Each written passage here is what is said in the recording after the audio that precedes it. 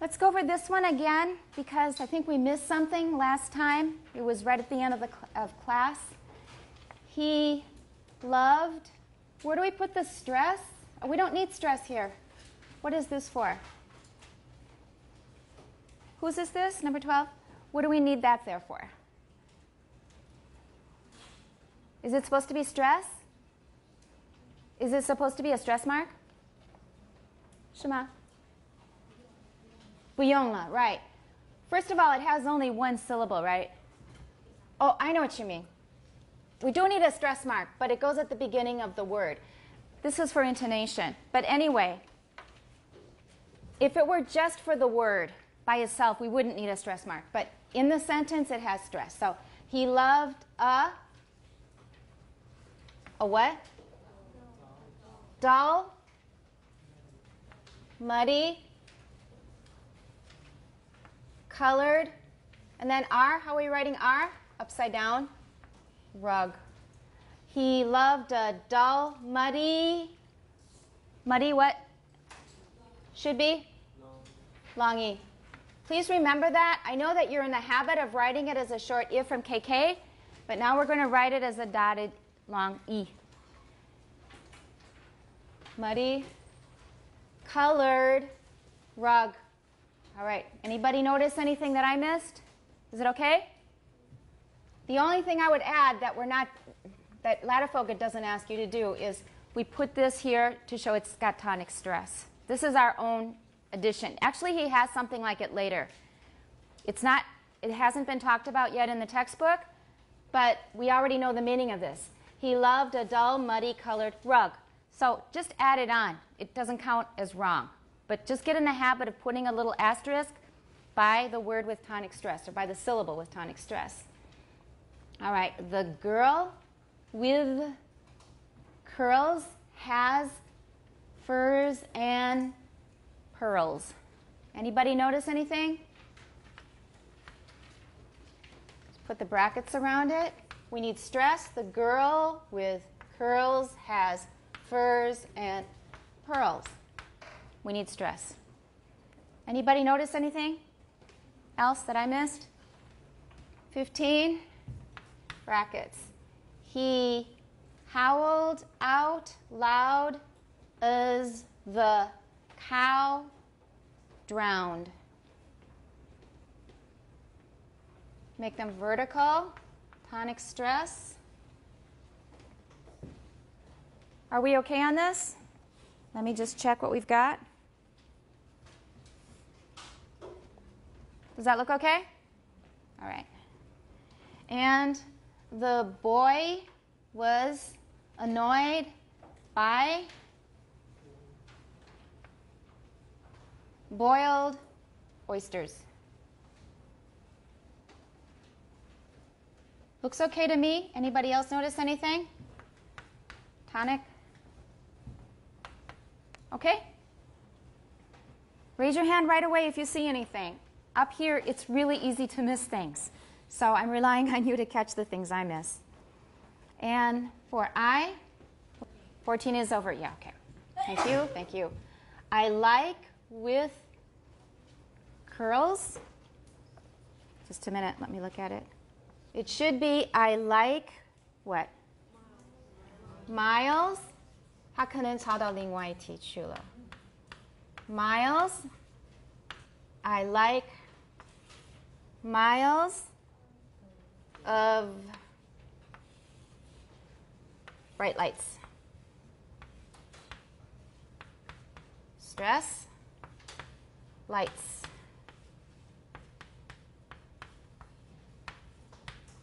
Tonic. I like miles of bright lights. Are we okay? Now part I, right? Don't see it. Let's just put it on the board. For I, the first one, broad, please come home. Please come home. Okay? Broad. What are we going to add for narrow? This is A. This is B. He didn't number them, but let's give him numbers so we can find things.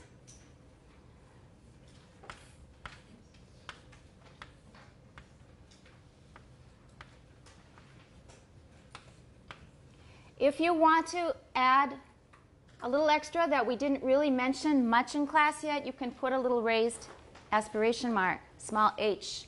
Please come.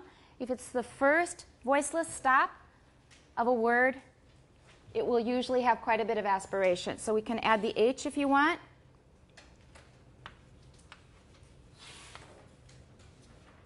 So this has stress, but we really here, let's just put the tonic there.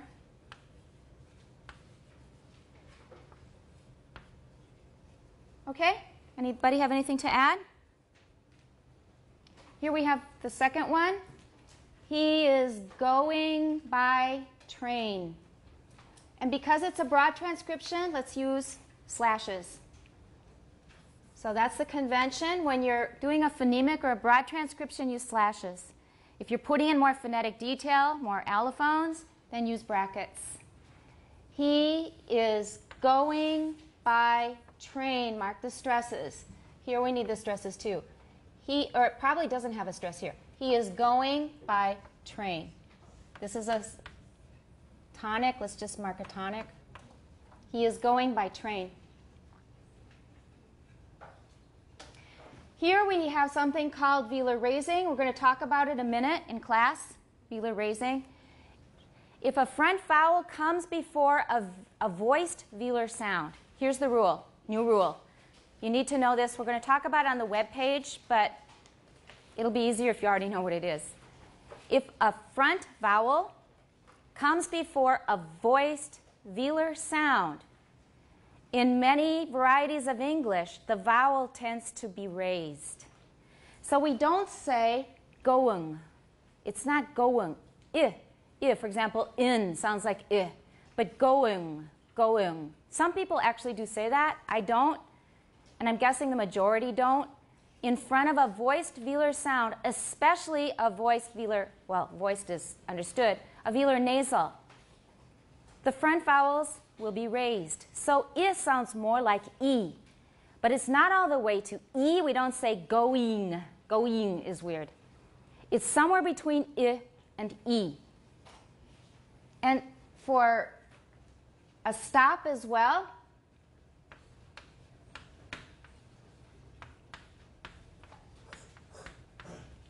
and not everybody has this, because a friend of mine who's from California, grew up in California, he really does say pig. But I don't say pig, I say pig. Can you hear the difference? So if I'm following the vowel strictly, it would be pig. And some people do say pig. But I say pig. It's not pig. And it's not pig. It's pig. Pig. Can you hear that it's a little higher? But it's not quite as high as ing, going. Going, pig. And you can hear it a little more clearly if I compare similar words. This is the word ping, which is really a 拟声字, it's onomatopoeia. This is just pig, this is ping. So, pig, ping. And let's compare a front vowel coming before a voiceless stop. That's pick. Pick, pig, ping. Can you hear that vowel getting higher and higher? Let's go backwards. Ping, pig, pick. Pick, pig. You can see it in my mouth. Pick, pig, ping. Is it getting tighter and more spread? Ping, pig, pick. 蛮明显, right? I'm sure a lot of you have noticed before. I know that my students kind of look at me when I tell them how to pronounce a word and it doesn't sound quite like I. And there's a reason for it. Is there a contrast between pig and pig? Is there a word pig competing with pig? For example, there's beat and bit, right? If you change the vowel, you get a totally different word, right? So, pit, peat, or bit, beat, 等等. With T, we don't have that problem. But with G, do we have between the two? No, that wasn't a good example. So bid, bead. There we go. Let's find a voiced one. Bid, bead, bid, bead. There we have a good example. Those are two totally different words, right? But how about pig, peeg? No. And not only for pig, but for many words that end with ig, there is no contrast between it and e. So in front of G, we very seldom have a contrast, a competition between it and e. And when there's no competition, what happens? What tends to happen? It's sort of like if you're on a bus and someone's sitting here, are you going to sit right close to that person? What do you usually do? You go further away, put some space in between you because you've got space. If there's nobody on the bus, where will you sit? Wherever you want. You may sit way at the front and then listen to the siji, and talk with him or something. Or you may sit in the middle, you may sit in the back. You can sit wherever you want. If there's no competition, nobody else is taking up that space, you will sit wherever you want. But if someone else has already occupied one space, you will probably, if they're in the back, you'll probably sit more in the front. Well, vowels do the same thing. So between bid and bead, they stay in their own places because if E starts going towards I, it will sound like I. And then the two sounds are not distinct. The two words will not be distinct. But if there is no contrast between pig and peeg, no contrast, what do you think the I is going to do? Jerome? It won't be so yenjin, right? It will do whatever it wants. It's probably not going to go all the way to E because it takes too much effort. But it also takes effort to stay focused on one little spot. So when nobody's around watching, aren't you a little bit less careful about what you do? Right? When nobody's watching and nobody is competing with you, then you can just kind of do what you want. You can sit where you want. You can do what you want. And that's what I does. So I is a little looser here. It goes a little more towards E. Before NG, there is zero contrast. Before ig, occasionally there is a contrast between I and E. It's not common. For example, we have ligature. Ligature means 联系,连在一起. And we have the word league. So these are two sounds, two different vowels in front of g. Ligature.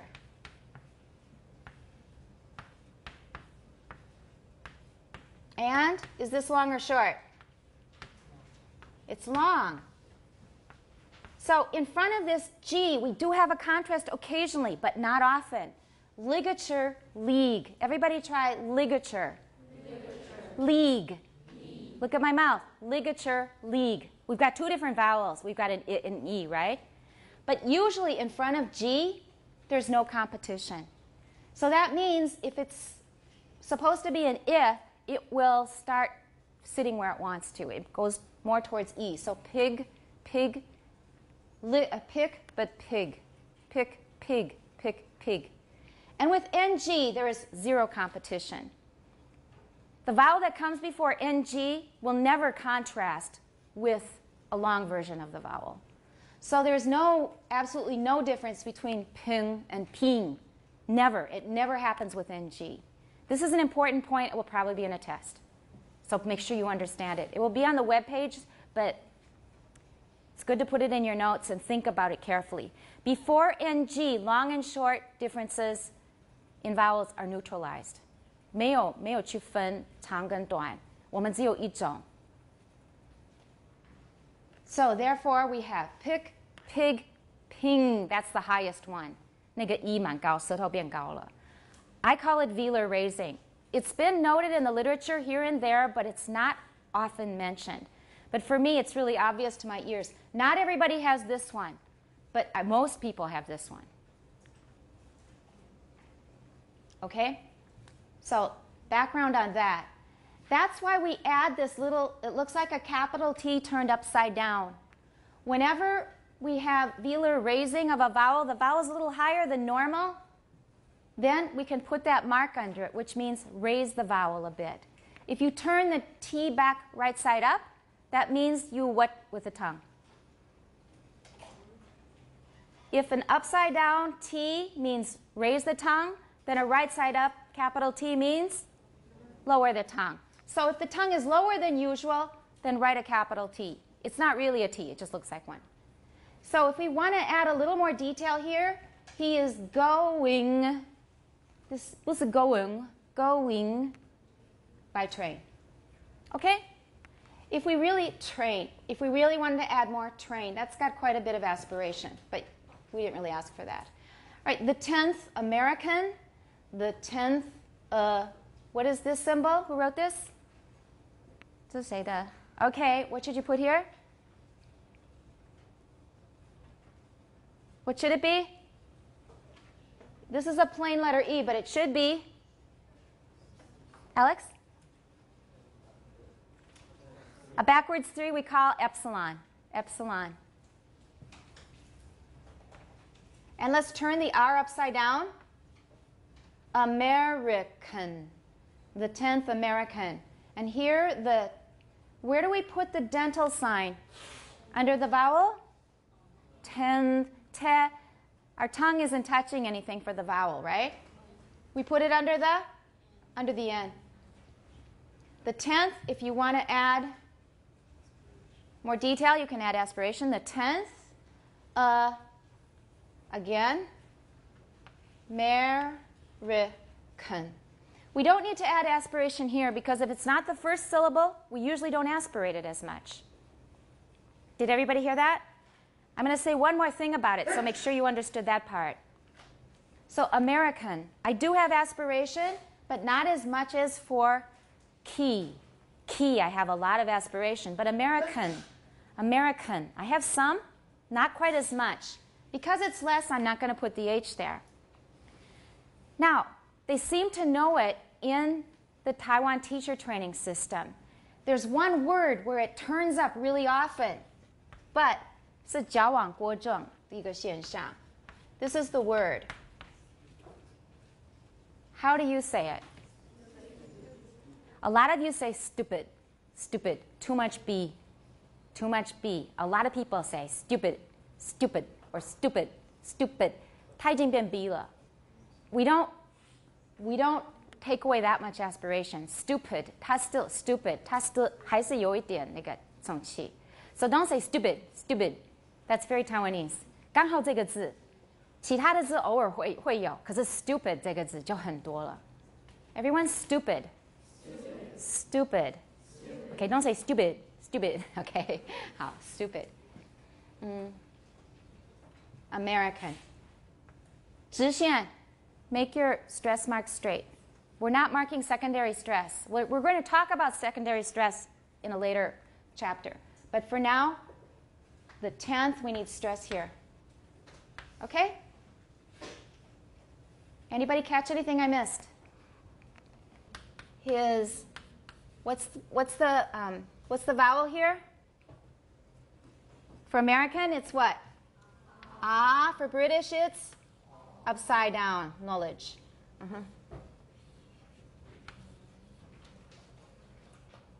And I wrote down a schwa here. Knowledge is possible. Knowledge is what I heard in Bruce's recording, I think, of the truth.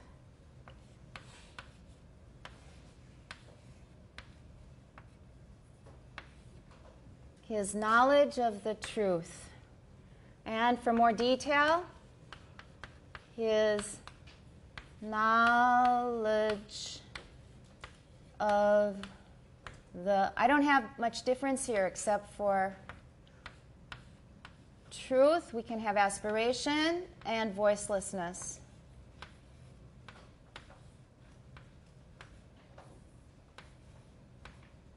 Okay, anybody notice anything else? His knowledge of the truth.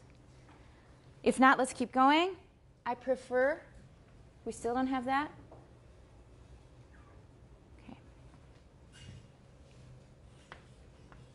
I prefer is what I heard. You can say prefer, but here they said prefer. That's more common. Sugar.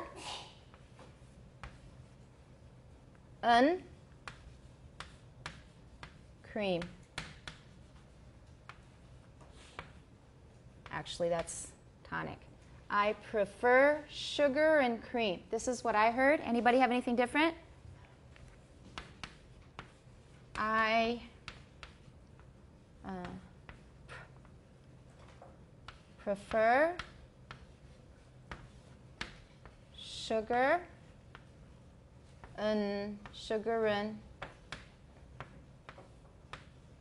cream. Aspiration, voicelessness.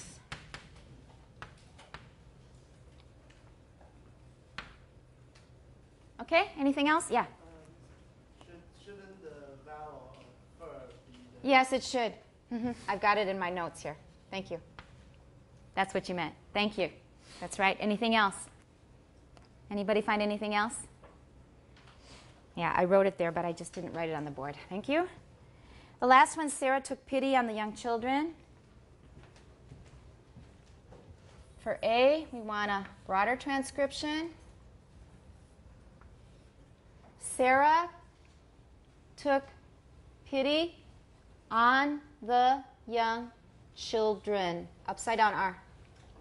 That looks okay to me. I'm not doing the British now. It's getting to be a little too much. American is actually good enough for us. We'll do more with British when we have time. Remember to make your stress marks straight. 直的，不要弯的或者斜的。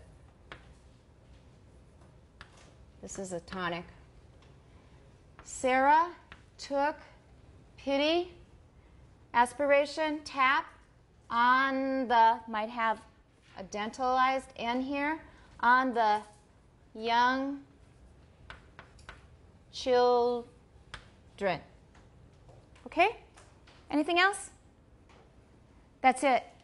We're marked now. We've finished marking. We're going to read the next passage. Each person gets one sentence.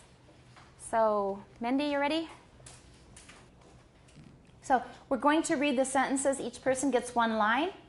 And the first one is going to be read with a British accent. So just follow what they have here. And maybe you practice with the CD, I hope, and see how you do. Okay? Go. Wendy, it is possible to transcribe phonetically. Pretty good. It is possible to transcribe phonetically. Transcribe phonetically. All right, next. Any utterance in any language. That sounded really American.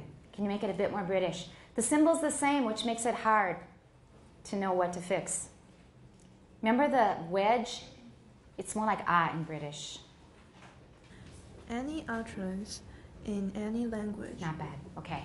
Any utterance in any language. And he does definitely a language. I do language. Next. Phrase in several different ways. Okay, that sounded pretty good. In several different ways. In several different ways. Next. Samantha, all of them using the alphabet and conventions. What's the third word? Them. Them. Them. Them. And also the first word. In American, it's all. In British, it's more like Taiwan English. All of them using the alphabet and conventions. Next. Zoe? Zoe, of the IPA. Good enough. It also sounds American, but they're pretty close. Of the IPA. Next. The same thing is possible. The same thing is possible. Next. With most of the international phonetic alphabet. It makes me feel good that your American English sounds so good. It's hard to go to British, and mine is not that good. But at least it sounds good as American English. All right. With most, other, what? International phonetic alphabets. Can you try it again?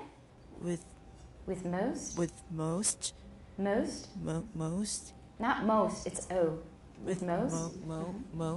Most. Other. International phonetic alphabet. That's good enough. Okay, let's go on. A transcription which is made by using letters of the simplest possible shapes. Okay, the two most different words sounded the most British, which is something. Letters sounded British, and possible. So a transcription which is made by using letters of the simplest possible shapes. Okay, it's not that good, but okay, let's move on. And the simplest possible number. And in, yeah. Once more. Is called. 不对，再来一次. The first one is and. Repeat it. Oh, and in the It's not simplest. and.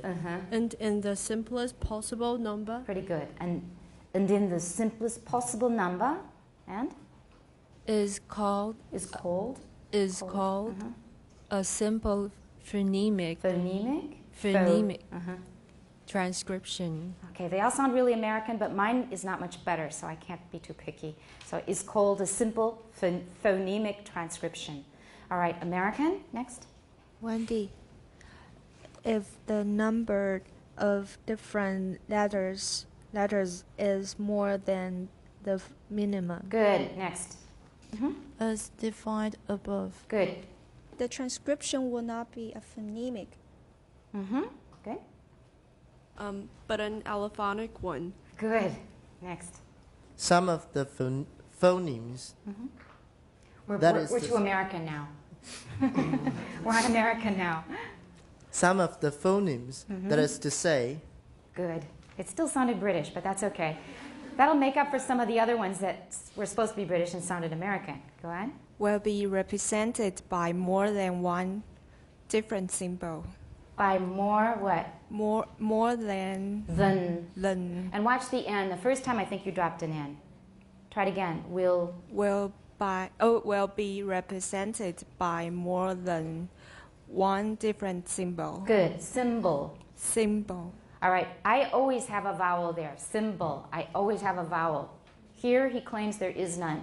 But from Americans, generally, there will be a schwa there. Bull. Between the B and the L. Americans will generally have a schwa there. Brits, not always. Brits often don't. And will be. It says be here, but be is not American. Will be. Normally we say be. Let's go on. In other words, some words. See the D and Z. Mark that or put it in your notes because in Taiwan English, it usually is a simple Z. Words. But it should be words. Remember, 字边的字. Word means 字, so it's easy to remember. Words. Try it again. In other words, some. In other, not other. In other. In other words. The D, it's not a D, I'm sorry, it's a the. Try it again. In other. There we go. Words. Some allophone of some phonemes. Good. Phonemes. Next. Will be singled out for representation in the transcription. Good. One more. Hence the term allophonic. All right, we made it. Next is performance exercises. I want you just to read them to me as a class, starting with the first one. Read them slowly and read them carefully. Okay, I hope that you practiced a bit at home. Just very carefully. Let's say, everyone, ah, together. Continue. Is that's not an E there, it's an I. Good. Good. Good. Very good. B, go on. And just read them slowly, carefully, in order. Starting from the first one. Good.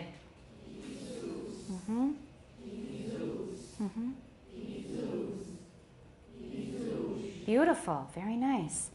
Let's go on to C. Go down each column, starting at the top. Go. Tafez. Go on.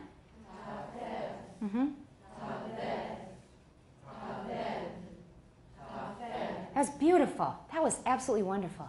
That was really good. Let's do the second column. Go. Key-peak. Go on. Good. Oh, don't put the stress on the second syllable. Keep the stress on the first syllable. Again, the second one. You know, it's a very natural thing to move the stress to the second syllable. Actually, that's a really good instinct. Why? It's not what we want here, but it's a good instinct. Why? Because which part is different? Oh no, in this case it's not. In this case it's not. In another case it would be. I'm sorry, 我自己想错了. But if the difference was in the second syllable, we would stress it to show that that's where the contrast is, 对不对? But here, 我自己想错了. So start again from the top. Go. Key peak. Continue. Good. Mm-hmm. Good. Good. Third column. Good. Lamb man. Don't put a schwa in there. We're not using schwas here. Just read what we have. The second one, go. Good. Ma'am. Lan-nam, sorry. Lan-nam. Good. Lan-nan. Good. All right, Lan-nang. Now we don't necessarily have velar raising here. What I showed you with it applies to the other friend vowels, including what? Eh and ah. Velar raising applies to and ah. We'll find some examples. Since we're talking about it now, after the exercises, we'll go to the web page and look at the examples. You probably have looked at them on your own if you've worked through the web page. But here it doesn't say we have velar raising. Not every variety of English has it. Certainly not every language has it. So lan-nam would be more precise, more correct. And the last column, please. Mo-lo. Good. Good. Good. Mo-wo. Good. Good. Very good. And then D is taken care of for us. And then we just have a few more nonsense words to read through. And we're done with the performance exercises. So the first one in E, go. Good. Sconzeal. Good. Good. Brygbluzed. Good. Next. Jinxmang. And I noticed that Peter put an epenthetic K in there. 他的 K 有冒出来 NG 跟 S 之间 he said, as I remember, Jinxmang. Jinx, 它有个 K 跑出来了 Just like in strength in English. Next one. Good. Do it again. Flourish thrives. Thrives 要吐舌头 because of the. Once more. Thrives. Good. And? Putepage. It sounds kind of disgusting. I guess it sounds like puke. Sorry. We're done. And the rest of it I hope you've read. We're not going to do this kind of thing now, but you need to practice to get good at this. My personal priority, though, is that we get good at American English. I'll mention British here and there. I'm limited because my British is, I've had training, but I'm not good enough. I just want you to get really good at American English. If you're really good at American English, you will have trained yourself to be sensitive to any sound, basically. And after that, it'll be easier for you to imitate any sound. That takes care of that part of Chapter 2. We're going to go to the web page quickly. Okay, I asked you to read it yourself, but I want to perform a few things so you can actually hear them. We already covered the very top part of page 15 when we were talking about the concepts of phonemes and allophones. And some of you thought that that was kind of a fun comparison or analogy, that the phoneme is you and allophones are different expressions of you depending on who you're talking to, right? Everyone remembers that. We're going to go on now into to some specific examples. We talked on the previous page about some of the different allophones of L.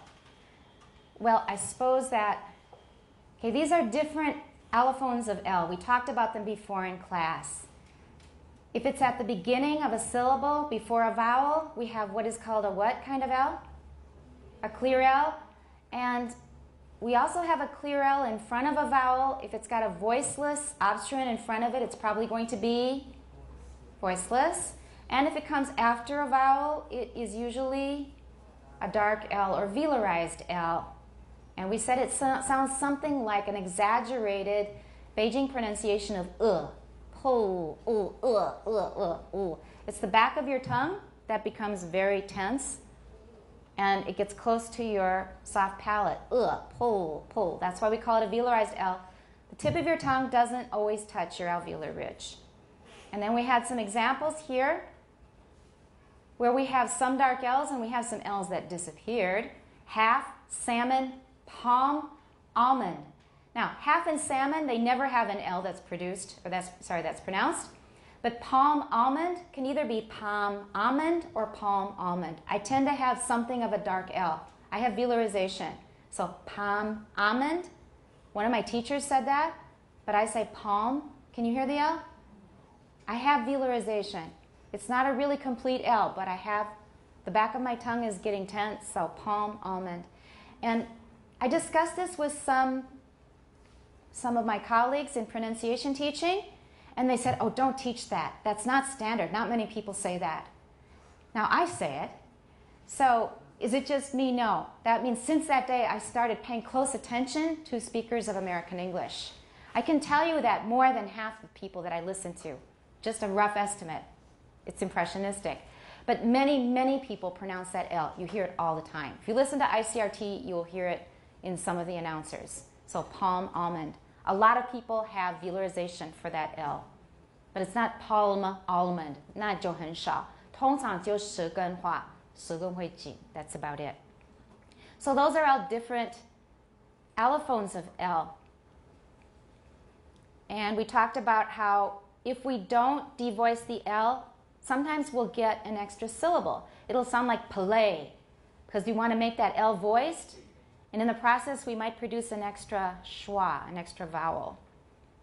And here I mentioned that does German have a dark L? 德文有没有 dark L? If you can read fast. German does not have a dark L at all. So if you hear one, it's probably an American or a Russian speaking German. Licht, dill. Licht, everyone try Licht. It's light. Licht. Dill. Dill 是石螺草，一个草字头，一个时间的时，一个罗马的罗，罗加一个草字头。Okay? Once more. Licht, dill. Right. And lull I played for you before. And I said that a lot of Americans have dark L's even before vowels. So I can make it clear if I try. Play. That's pretty clear. Play. Everyone play. Play. But more common for me is play. Play. Can you hear it's a bit darker? Play, play, play, play. Listen to the file. It's still me, but play, play, play. Ooh, 我是有点故意的. But actually, I darken a lot of my L's, no matter where they are. Before a vowel, they're less dark. After a vowel, they're very dark. All right, so that's that. Now back to 15. So we talked about different allophones of L. Here we're going to describe a different set of allophones, one that seems to be seldom mentioned in books. You may have noticed that the vowel in the English ing ending sounds more like E. So for example, going, it's not going. Going sounds really wrong. We don't say it that way. Even though the usual IPA symbol is used, that is used is what? Is it a long E or a short I? A short I. Phonemically, it's probably correct, at least for Standard American English and RP. RP is received pronunciation. You should know that. RP 叫做 received pronunciation.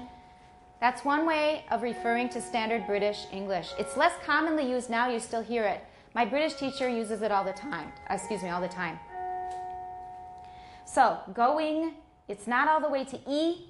It's not I, it's somewhere in between. But we use the I. And I said, it's certainly the right phoneme, but I posted this on a discussion list, and someone from New Zealand said, 纽西兰英语它的那个 phoneme 很可能不是 I. And they gave me a very convincing argument. So we can say that I is a good choice, but it's not necessarily the best choice for all dialects of English. 纽西兰可能比较适合用 I, 不适合用 I, according to this colleague. This phenomenon that we noticed in ing, rather than sounding like ing, it sounds like ing. This phenomenon is part of a larger regular pattern.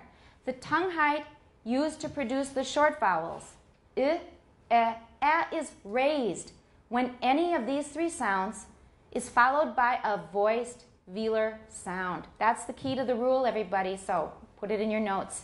And I will be asking you to mark this in your transcriptions in the future, because it is such a different vowel in my variety of English and in many people's variety of English that we need to constantly show that we're aware of it and we're hearing it. The two voice velar sounds are g and ng. This raising, or the raising, seems to be a bit more pronounced before the velar nasal, than before the voiced velar stop. So we have more raising in front of g or ng. More of an E sound in front of g or ng. Ng. Can you say ng? It sounded like n. Ng. Ng. Yeah. In Taiwanese, how do you say 用筷子夹东西? Nge, right, 就是那个音. The IPA symbol used to indicate raising of the tongue is a tiny inverted capital T added beneath the vowel in question. The reason for this raising is that there are no minimal pairs contrasting E and I before angma, before ng. We never distinguish, there's no contrast, never a contrast between ing and ng, 没有. So we get something in between because that vowel thinks it can go wherever it wants. Doesn't have to be E, doesn't have to be I. Those are two extremes. Takes too much energy. So it picks something in the middle that's comfortable. We do have a contrast before g in a very few cases, not many. This is the one I just showed you on the board. That's why I had it ready. Like ligature, which is short, and league. Ligature, league. 真的是有个对比. And also intrigue. And note that ligature and intrigue, these are both from French. So 其实这个 pattern 会打乱是外来语的关系. Even though English is really, really full of French, 还是外来语就对了. We say intrigue, it's long. But we say trigger. 扳机, trigger is a short I. So everybody, trigger. Intrigue. Ligature. League. Okay? So we've got a contrast there, but I had to look really hard to find those two pairs of contrasts. And they're not like bead and bid and bead. Okay? 它是比较长的字，是其中一个音节拿来比. It's just not that easy to find them. There are not that many. So the absence of phonemic contrast in front of g is not complete. 有非常少数的一些反例，可是不多. This allophonic change does not happen with the voiceless velar stop k.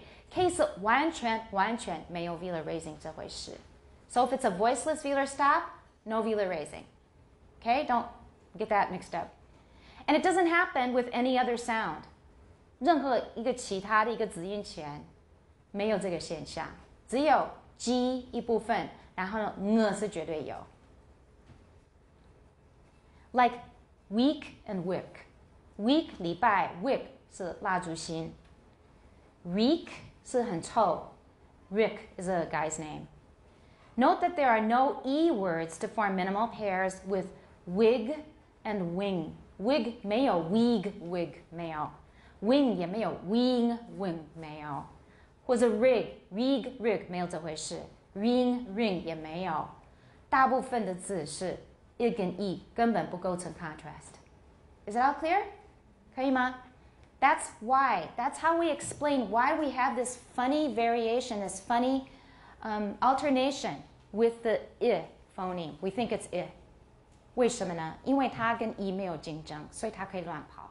Usually when you find variation like this, that's the reason. 因为跟另外一个音没有竞争的时候，它就是很放松，随便游荡. And here are some of the examples collected for I, I and K 也是有一个 angma 在里面 pink 因为 K 的关系 N 会变成 的音 pick, pig, pin, ping, pink. Can you hear the variation? Okay. Let's try this one with peck, peg, peck, peg. In this case, we're working with epsilon, F, and it's getting closer to A. 还没有到 A, but peck, peg, peck, peg. Let's try that one first together. Peck, peg, peck, peg. Here's a, not peg, listen. Peck, peg. Peck, peg. Now, as I said, not everybody has this. My California friend did not know what I was talking about. He just had no idea what I was talking about. He sent me a sound file. 他的确没有. 他 NG 有, G 他没有. All right, the next one. Lend length, send strength. It's the same thing, but let's listen. Lend length, send strength. Okay, now it's a little too loud. Let's fix that. All right, listen again. Peck, peg. And lend length, send strength. Go ahead. Lend length, send strength. Strength. If you put the K in there, your pronunciation will be right on the nose. Okay. So lend length, send strength. Everyone. Good. This one is hard for Taiwan students. Get ready. Back, bag, ban, bang. We've practiced this before, haven't we? I'm going to close the other files so I don't keep opening the wrong ones. Listen. Back, bag, ban, bang. So back, bag, 有一点朝向 A. Ban 就没有了. Back 跟 ban 没有. Ban, is that a velar nasal? No, it's alveolar nasal. 它完全没有这个现象，一点都没有。But bang 绝对有. It's not bang, it's bang. Some people do have bang. And I discussed this with my New York friend. 纽约人好像没有这个现象。不是每个人都有。纽约人比较没有。He says bag. And bang, I'm not so sure. I'll have to ask him again. Let's listen. Back, bag, ban, bang. Can you try it? Bag. Okay, and not bag, not in my dialect. It's bag. 有点 a, bag. You're doing too much at. It's not wrong. It'll be fine in New York and other places. But I want you to try and get mine. See if you can 微调一下. Bag. That's pretty good. Bag. Listen again. Back, bag, ban, bang. Go ahead. Bang. 它还没有到 bang, 还没有那么高. Bang. All right, here's one with R. Let's listen. Rat, rag, ran, rang, rank. Go. Okay, 你的 rag 不够，然后你的 rang 太多了。Rag. Rang. Not ring, rang. More a. 你们那个有点太多 a. Let's wait a minute. Okay, rang. Rang. That's very good. Rank. Rag. So good. Now it's very good. Try it again. Rack, rag, ran, rang, rank. Go. Oops, this one. Ran. Listen again and we'll try it again. Rack, rag, ran, rang, rank. Go. Ran. Okay. Some of these create pronunciation problems for Taiwanese students. In addition to not noticing the higher vowel in words like these, they often substitute an alveolar nasal where there should be a velar nasal. For example, rang will often be pronounced ran. Rang, 很多人会念 ran. And bangs will be pronounced bans. And that's almost 100% of my students. Almost 100% until they're trained.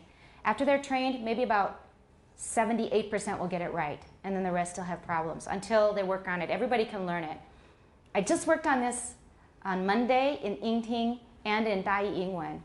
And a whole bunch of people gathered around me during break to get extra tutoring in it. And after we were finished, everybody had it perfect. But it took a lot of training to learn how to say bangs instead of bands. How do you do? Everybody bangs. Bangs.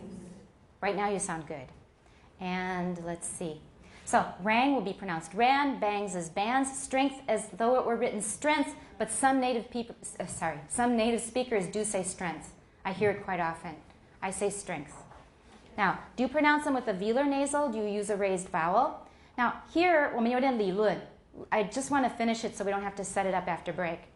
There seems to be this tendency because in Mandarin, front vowels similar to English, a and e, can only be followed by, we already talked about it a bit in class when we were talking about allophones of a in Mandarin. Remember we had a and an and yin and ang. And they all sound quite different, at least some of them sound different. If there is an alveolar nasal after the vowel, it sounds like what? In Mandarin? Safety is what? An, right? An. That's a more front A. It's a middle to front A, or central to front A. An, an. And then, if we have a velar nasal, we have? All right, just say those two to remind yourself that the vowel is quite different depending on the final nasal. This one? And? All right, they're very different vowels, right? Although we are quite sure they belong to the same phoneme. Or alternatively, a final velar nasal conditions the occurrence of a back vowel before it. And final alveolar N a front vowel. 所以叫后面是 velar nasal, you get an A. Alveolar nasal, you get an A. If you're Chinese, are you following Mandarin instead of English allophonic rules when producing the words in the above paragraph? 所以那个 bands 跟 bangs 为什么不会分？因为 a 是一个 front vowel, is that right? In bangs. So a front vowel in Mandarin needs to be matched with n, right? But in English, it doesn't have to be. Bands, bangs. 它还是 a, 它有点变，还是个 front vowel, bangs. 可是后面可以搭配一个 velar. 中文就不行. Do you all see the connection there? I think that's the reason why when you want to say 刘海, almost everybody says bands instead of bangs.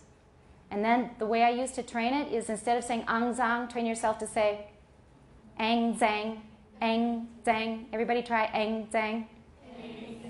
And don't say ang zang, it's ang. 后面还是有个 velar nasal. Ang zang. Some of you have an alveolar. 后面的那个鼻音一定要 ang. 就肮脏的 ang. Everybody ang. Ang. Okay. Ang, zang. No. Again. A, 后面是肮脏的 ang 的后面。Ang. Ang, zang. Not about half of you have it right. Practice that. Write it down in your notes. Try to say ang zang with a very strange foreigner vowel. Ang. 中文的肮脏换一个母音念，可是后面的鼻音不要从 velar 换到 alveolar. It's really difficult. But after you can do that, then you will say bangs correctly if you try, instead of bands. So ang, zang. I'm going to write it in my notes. We're going to practice that next class. So just a minute. Ang, zang. I know it sounds silly, but it works. These examples should give you some idea of the kind of allophonic variation that can occur in English and Mandarin, but that your teachers or textbook often don't tell you about. Get in the habit of really listening for sounds you may not have learned correctly at school. They may be part of the national ESL dialect of your area. That's what my British friend and I call it, a national ESL dialect. 这是一个国家的一个英语为第二外国语的一个腔 Okay, so that's your own dialect. 你的英文的特别的方言就是那个 bangs 念作 bands， 这是其中一个例子。So, and they may make you feel like you fit in when you're around people who speak like this, but you will notice that native speakers say some of these sounds differently. These are the ones you should really watch out for and imitate in your own speech. So if native speakers are saying it different from the way a lot of Taiwanese are learning it, start paying attention. Train your ear and then train your mouth to say it right. That's it for this web page, these two web pages. Anybody have any questions? Practice Ang Zhang. We're going to talk about a little more next time to see if you're able to train yourself a bit. And we're going to take a break.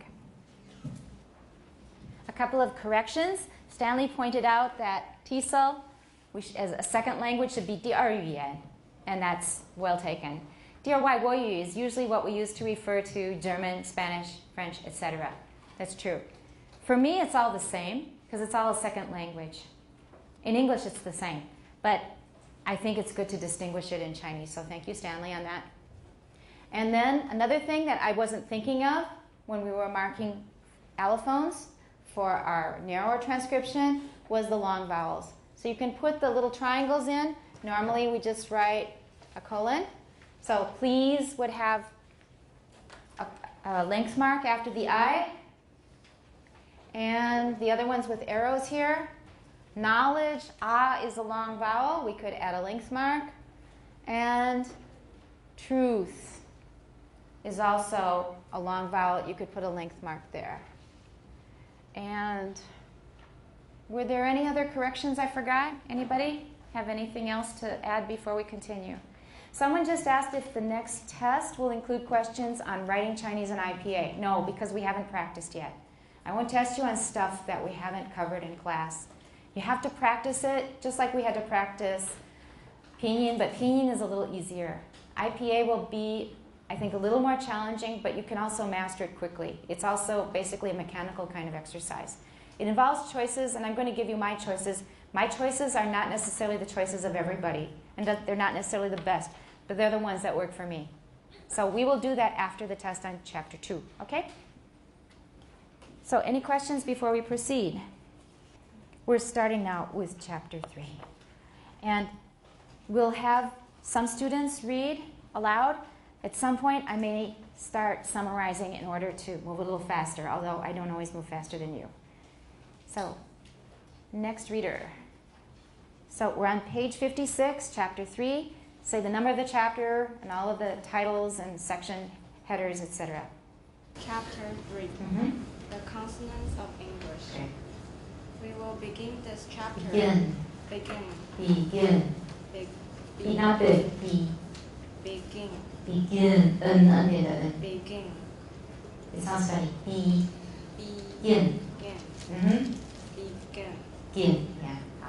We will begin this chapter by reviewing some of the gestures involved in producing the consonants of English.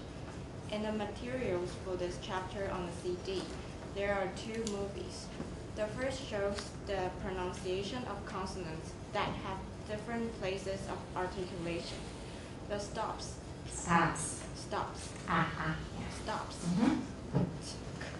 Are illustrated in Illustrated. Illustrated. Everyone illustrated. Illustrated. Watch the stress. Are illustrated in the nonsense utterances. Right. Pa, pa, pa. These stops are said to be bilabial, alveolar, and velar. But it is not just not just the different places on the roof of the mouth that distinguish these sounds. They are equally characterized by the movements of the lips and different parts of the tongue. Okay, that's good. By the movements of the lips. By the movements of the lips and different parts of the tongue. Good. Look at the movie on the CD and note the rapid movements of the lips for the first consonant, of the tip of the tongue for the second, Good. and of the back of the tongue for the third. We're not going to do it in class. We're going to save time. Do it on your own. Mark it in your notes. You've all got the CD. Please look at it on your own time. You can see it as close as you want and as many times as you want when you're doing it yourself. Let's go on. So everybody has that? They're saying that we have bilabial, alveolar, and velar stops, but The differences between these is not just the different places on the roof of the mouth that distinguish them. Let's go on. The second movie on the CD shows different manners of articulation, illustrating the consonants, the in the nonsense words. Cassette. Look at the movie and then go through it slowly. You can use the right arrow key, which is usually at the bottom right of the keyboard, to step through one frame at a time. So if you want to slow it down, use your arrow keys. You can look at one picture, one frame at a time. The movie can be viewed as separate pictures rather than a movie that's streaming. Okay? In Haddad, note now at the left of the Note how at the left of the picture the soft palate pause. Picture. The soft palate rises to form a V-like closure in the first few frames, even before the tip of the tongue moves up to form a closure on the alveolar ridge. On the alveolar ridge. Alveolar ridge. Right. So what are they telling you to do? At the left of the picture, the soft palate rises to form a V-like closure in the first few frames, even before the tip of the tongue moves up to form a closure on the alveolar ridge. So 我们会早早把那个鼻腔封起来. Right? We get ready early. The soft palate will usually go up early so that we have, in order to get ready for an oral sound. Go on. Conversely, in Hanan, note that the soft palate moves up before the tongue moves, but this time only slightly. The soft palate does not make a complete closure and thus allows air to escape through the nose after the tongue tip has made a closure on the alveolar ridge for The third nonsense word in this movie, cassette, has tongue and soft palate gestures very similar to those in cadet. Because? Why? Everybody following? Because it's the same place of articulation, that's right, and also it's different from hane because it's not a nasal. So we're going to get ready for an oral sound really early by sealing off the nasal tract. But if it's a nasal sound coming, we will often open the the nasal tract early. The V-like closure will open up, the soft palate will come down, and then air will be going out through the nose. So they're going to be nasalized. So, 还没有到 n, we're going to nasalize it probably. It may all be nasalized. Okay, we could denasalize it, but very often nasalization is going to spill over to the vowels on both sides, especially before a nasal. 就是鼻音前的那个母音通常是鼻化 nasalized. Okay, let's go on. The small differences in tongue shape are hard to see in this film, even when you step through it one frame at a time. But if you superimpose tracings of the articulators at the ends, midpoints, you will find that in the center of the tongue is slightly hollow. The location of the constriction is slightly behind that first. All right, those are two things that distinguish the two sounds. Of course, one is a fricative and one is a voice stop. But in addition, for the s, what do we have in the tongue that's different? The tongue is slightly hollowed. 有一条槽在那里，这个一条长槽. And don't call it a ditch. In English, we can't call it a ditch. 那个真的是水沟，不会是舌头上的一个形状. So we wouldn't call it a ditch. We can call it a hollow in the tongue, or what was the other things that I put on your notes? We'll just say that there is a hollow. We have a small hollow in the tongue. Okay? And? Also, during the... Yeah. During the teeth are closer together and slightly more forward than during the... Okay, so we didn't finish actually just now. So one thing is the slight hollowing of the tongue. Another one is that the constriction in de is slightly ahead of or behind the s. Which one is more front? Which one is more front? S is more front. De is a little behind it. And then much of the sound of, let's see, de is behind, the teeth. Okay, go ahead. Also during the s, the teeth are closer together and slightly more forward than during the de. So what are they talking about here? So which one is your mouth more open for? 哪一个嘴巴比较开得比较大? For de, right. For s, your teeth are going to be closer together. And? Much of the sound of is produced by a jet of air striking the edges of the teeth. This is worth knowing. So a lot of that noise, that zhaoyin we get from S, the noise is produced by, it says, a jet of air, 像喷射一样, striking the edges of the teeth. 这个喷射就是一些空气，然后它会打到牙齿的边缘. Let's go on. The rapidly moving airstream is formed by the narrow gap between the tongue and the alveolar ridge. These requirements of the sound may explain why the speaker has slightly different tongue and jaw positions for the ends. All right, we're going to make it probably, the closure is more closed for s, so we can get that noisy sound, that noisy frication. That's good enough. Let's go on. Stop consonants. This is really important, but you're going to know a lot of this information already from what? Where did we already cover this information, a lot of it? Kind of look ahead. If it looks a little familiar, what does it remind you of? Where did we already learn some of this?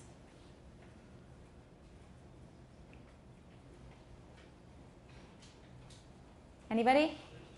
From where? From the first chapter, we covered some of it. How about the tutorials, anybody? Stop at stops, we learned some of it. Did you all do the tutorials? Does it look kind of familiar now? Okay, a lot of what you learned in the tutorials will just be repeated here. So that was one reason we did them. It should save us time here. Let's go. Stopped consonants. Okay. Consider the difference between the words in the first column in table 3.1 and the corresponding words in the second column. In the second column. Second column. Okay. This opposition may be said Opposition. may be said to be between the set of voiceless stop consonants and the set of voiced stop consonants. Do we need to stress stop here? What are we going to stress? And voiceless, because that's the contrast. A voiceless stop consonants and the set of? Voiceless stop consonants and the set of voiced stop consonants. Very good. But the difference is really not just one of voicing during the during the consonant closure, as you can see by saying these words yourself. Saying these words yourself. Good. Most people have very little voicing going on while the lips are closed during either pi or bi. Both stop consonants are essentially voiceless. But in pi, after the release of the lip closure, there is a moment of aspiration, a period of voicelessness after the stop articulation and between the start of and before the start of the voicing for the vowel. If you put your hand in front of your lips while saying pi, you can feel the burst of air that comes out during the period of voicelessness after the release of the stop. Okay, so instead of saying of, say of. Of. Right, and link. Periods of. Right, okay, I'm being picky. That was beautiful reading. It was really, really good reading. So the main difference in English between bi and pi is usually not a difference of voicing and voicelessness. We talked about this in class before. Especially if it is the first word of an B 开头的字，如果是 the first word of an utterance, right? If it's the first word of an utterance, we usually don't voice stops. Instead of saying, remember, boy oh boy, we usually say boy oh boy. If it's the first word of an utterance, this is important. This is really, really important. So if you don't really remember it much from last time, we're going to try to make it clear in your mind this time. Boy oh boy. Boy is the first word in the utterance. Boy oh boy. I don't say boy oh boy. I could. It sounds kind of funny to me. We usually don't voice b-d-g when they're the first sound of an utterance. So if b-d-g is the first sound of a word, that's the first word of an utterance. We usually don't voice it. Instead of saying boy, we say boy. Instead of saying dog, we say dog. Instead of saying guy, we say guy. And that means that these three sounds are pretty much the same as in Mandarin. b-d-g 如果英文是 bdg 开头，而且是 utterance 的第一个音的话， they sound just like b-d-g in Mandarin. And that's very, very confusing because the books don't explain that. They tell you that they're voiced, but when they're the first sound of an utterance, we usually don't voice them. We could, but we don't usually. That's what it's saying here. This is really, really important. So the main difference between, for example, bai and pai, the biggest difference isn't in voicing, but in the biggest difference between bai and pai is not a difference in voicing, but a difference of aspiration, right? So bai has no aspiration. It's not really voiced either, bai. But pai is, of course, voiceless, but it has aspiration. That's what makes the biggest difference between bai and pai in many situations. It's not voicing, it's aspiration. When you study phonology, as I've mentioned before, they often don't even mention aspiration. They only want to mention just enough features to distinguish the two, the minimum number of features to distinguish two sounds. They believe that aspiration is redundant. Mentioning that it's aspirated is redundant. 这是多余的。为什么要讲？因为 voice 跟 voiceless 已经足以区别这两个音，对不对？ Right? Everybody following me or not? 你 bai 跟 pai 你要去区别，你已经冠上这两个名词，一个是 voiced， 一个是 voiceless， 已经足以区别这两个音，对不对？那何必又加上一些细节？它所谓的细节 ，bai and pai has aspiration. Many phonological descriptions don't even mention aspiration. And many books teaching foreigners English don't mention much about aspiration. They will just tell you it's voiced and voiceless. That's what your experience was in school, right? 是不是你们的课本它有提到有声无声，没有提到说送气不送气？有没有哪个课本有讲那个送气不送气？ No, 一个都没有。But that's the main difference. It's not voicing. The main difference is an aspiration, which is why, as I've mentioned before, most people, many people at least for certain, find it very, very confusing because I don't hear voicing in boy. They tell me that boy is so different from ban and Mandarin. I hear no difference at all. No difference. Why is boy voiced and ban is not voiced? They sound the same. And they are the same because I'm not voicing boy. So this is really important, and that's totally confusing. Most books, as far as I have seen, do not tell you about this, and they leave us all confused. Let me just go on a little bit to save us some time. We're getting close. In a narrow transcription, aspiration may be indicated by a small raised H. We already know that. We've already used it in our narrow transcription, a small raised letter H for aspiration. Usually the first syllable of a word is more aspirated. Subsequent syllables, aspiration 没有那么重. American, 它有一些 aspiration. 可是没有, for example, come 那么重. So we could write pai, tai, and kai with a small little raised H to show aspiration. For tai and kai, maybe you don't feel that burst of air as much, but for pai you can all feel it. Okay? Just to follow the text, everybody say pai and put your hand in front of your mouth. Pai. Feel some hot air on your hand, right? Try it with tai and kai. I get it for both. Tai, kai. It may not feel as strong because it starts deeper inside your mouth. So, we've got columns 1 and column 2 now. Columns 1 and 2 now. So in the first column, it's voiceless, but the big difference between 1 and 2 is We're looking at the columns at the bottom of 57. The biggest difference between the stops at the beginning of the words in those columns is aspiration, right? The amount of voicing in each of the stops, BDG, depends on the context in which it occurs. This is important. Pay attention. I know I say this a lot, but it is. If they occur in the middle of a word or phrase in which a voice sound occurs on either side, 两边都是有声音的话, then the stops will be voiced. So, bout is 一阵, like 一阵病, a bout of illness. But if we say about, listen very carefully now, so you can hear the difference. Listen carefully. Bout, bout, bout. Do you hear voicing? Bout. 有没有? We have voicing only at the beginning of the vowel. 直到那个 vowel 那个点开始才有 voicing. Vowel 之前听不到 voicing.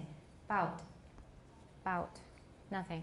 But if we say about, 关于那个 about, hear it? 有没有? About. Everybody try bout and then about. Try. Feel your throat. Bout. About. There you go. You should have voicing even before the stop is released. So, bout. The voicing starts at the vowel. About. 已经有 voicing. During the closure of the stop, we already have voicing. Okay?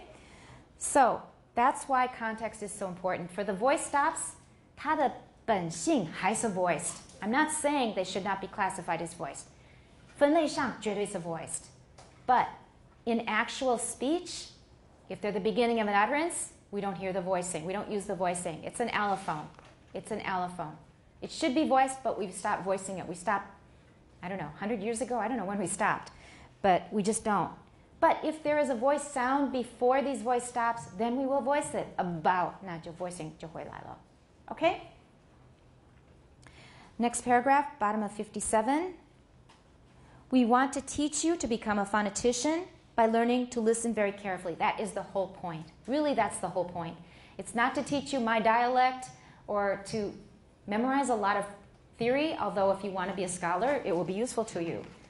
The real purpose of this is the same as Yingting. We want to make you sensitive listeners, so you can hear these differences yourself. And once you have the training, you don't need the book so much. You can hear everything. Your ear will tell you exactly what's happening. Before, your ear did not know what to listen for. 它不知道要特别去听，特别去注意 what you should attend to. Is that right? 你以前就不晓得，比方说 bang 跟 bang， 你可能根本不晓得这个 n 跟 n 有不同的 place of articulation. But now you will pay attention, and now you will hear it. Before, it was kind of a muddle for some of you maybe. So the main thing is for you to learn how to be a very sensitive listener. And you should be able to hear them, but you can also see them in acoustic waveforms. 3.1 is a record of the words tie and die. So let's look at 3.1 on the next page. I'll describe it while I read. You can look at it. It is quite easy to see the different segments in the sound wave. In the first word, tie, there's a spike indicating the... What does the spike indicate? We learned this before when we segmented a waveform. When we see a spike in a waveform, it is a... 是倒数第二行 on page 57. If we see a spike, what is it? A burst. It's a burst of noise. And that happens when we release a stop, like, that's a spike. I've just produced a spike. So it occurs when the stop closure is released. 除组的时候就会有个爆音，会爆开来. And then we get a spike or a burst of noise. Which is followed by a period of very small, semi-random variations during the aspiration. So as long as the air is coming out, it's creating a turbulent airflow. So we're getting a sound like that. And those are the little wiggles you see at the beginning of the first waveform on page 58. Everyone sees it? 左边先有个 burst, 比较长的，对不对? And then we've got little variations on the waveform. 小小的那个 zigzag 的形状，有没有? That's the aspiration, that's the air. And then we hit tai. And then we get a regular waveform, repeating waveform, which shows us what? It's the vowel, and it's vibrating regularly to show voicing for the vowel. Is that right? So this is all review. In dai, we still have a burst. Look at the second waveform. We do have a little burst, smaller than with tai. Why? Because the burst is mainly caused by that burst of air. But with the dai, 没有那个 big burst of air. Okay? So we do have a little burst when the stop is released, but we don't have aspiration, so it's a very tiny burst. Okay? So the major difference between tai and dai is the increase in time between the release of the stop and the start of the vowel. This is really important now. We're starting on a new topic, but I think you've already learned it. In the tutorial, it's called V what? O-T. And what does it mean? Voicing or voice onset. Onset means beginning, 开始, time. That means when does the voicing start? 就是有声的这一段发声. 发声 is the Chinese for voicing. 发声的这一段从哪一点开始? That's VOT. 我们可以量从那个 release of the stop 到那个 vowel 的开始有多长? That's measuring VOT, voice onset time. If you're having trouble with it, go back to the tutorial because it covers that. So we're talking about voice onset time here. And one thing to put in your notes and remember is this applies to initial stops. Some students in the past confused it with final stops. We don't use VOT to talk about final stops. We talk about unreleased stops or stops that are released and have aspiration, etc. This is for initial stops. That means the first stop of a syllable. 可以吗? Okay, we're talking about VOT. And it says we'll discuss it more in Chapter 6, but some of you won't be here for Chapter 6, so learn what you can now.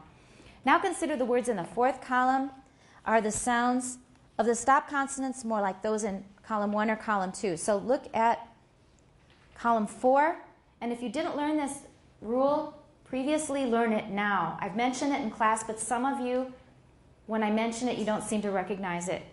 P, T, and K, if they're the first sound of the syllable, they are definitely aspirated. Pai, tai, kai.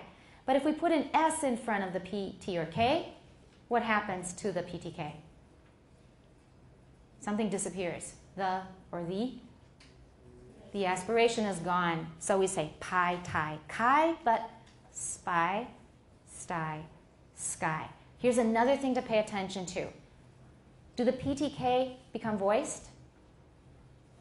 They sound more like BDG, but they don't sound like voiced BDG. They sound like BDG at the beginning of a sentence, which are voiceless.